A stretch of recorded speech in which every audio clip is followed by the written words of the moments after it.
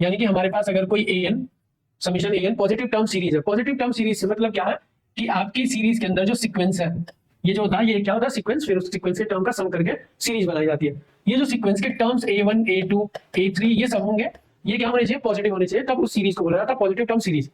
ठीक है, तो पहली चीज तो इन सब टेस्ट ये सारे टेस्ट सिर्फ और सिर्फ किस पे अप्लाई होंगे, पॉजिटिव टर्म सीरीज के ऊपर।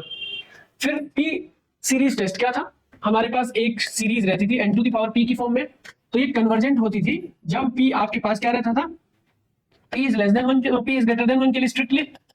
ठीक है, और डाइवर्जेंट होती थी p is greater less than and equal to 1 के लिए, ये कन्वर्जेंट और ये डाइवर्जेंट। ठीक है, कंडीशन रहती थी इसकी। दूसरा हमारा first comparison test. Comparison test में हमारे पास दो सीरीज होती है, un और vn, जो कि इस फॉर्म में हो, यानी कि un के जो टर्म्स हो वो vn के टर्म से रिस्पेक्टिवली छोटे हो। ठीक है, तो अगर vn कन्वर्जेंट होती है तब हम कहते थे कि un भी कन्वर्जेंट होगी। बड़ी सीरीज अगर कन्वर्जेंट हो तो छोटी भी कन्वर्जेंट हो जाएगी, और अगर छोटी डाइवर्जेंट होती तब हम कहते हैं कि जो बड़ी वाली है ये भी डाइवर्जेंट। नेक्स्ट क्या था हमारे पास, limit form of comparison test. इसमें भी दो सीरीज होती थी, un और vn।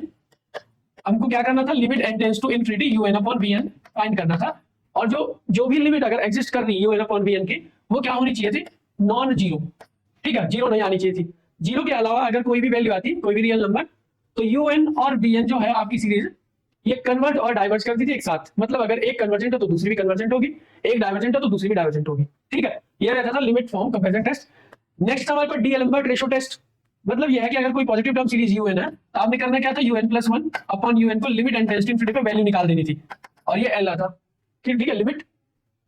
अब ये लिमिट l जो है लेस देन 1 अगर रहती तब इसको कन्वर्जेंट बोलते हैं, और ग्रेटर देन 1 होती तब इसको डाइवर्जेंट बोलते हैं, और अगर l इक्वल टू 1 आता तब यहाँ पे कोई कंक्लूजन नहीं बनाते थे। मतलब जरूरी नहीं है कि वो कन्वर्जेंट ही होगी, हो सकता है डाइवर्जेंट हो, और जरूरी नहीं कि वो डाइवर्जेंट ही होगी, कन्वर्जेंट भी हो सकती है, तो कोई कंक्लूजन नहीं निकालेंगे। फिफ्थ टेस्ट था हमारे पास कॉची-एनथ-रूट टेस्ट। कॉची-एनथ-रूट टेस्ट में भी हमारे अगर un एक पॉजिटिव टर्म सीरीज है तो हमको करना क्या था, limit n tends to infinity un to the power 1 upon n find कर देना था, यानी कि 1 अपॉन n लगा के पावर में फिर ये वैल्यू निकालनी थी। और ये भी अगर लिमिटिंग वैल्यू अगर l आती है यहाँ पे, तो इसके लिए भी सेम वही, अगर l लेस देन 1 है तो कन्वर्जेंट, ग्रेटर देन 1 है तो डाइवर्जेंट, और l इक्वल टू अगर 1 है तो यहाँ पे कोई कंक्लूजन नहीं बनाना था, फिर आपने कोई और टेस्ट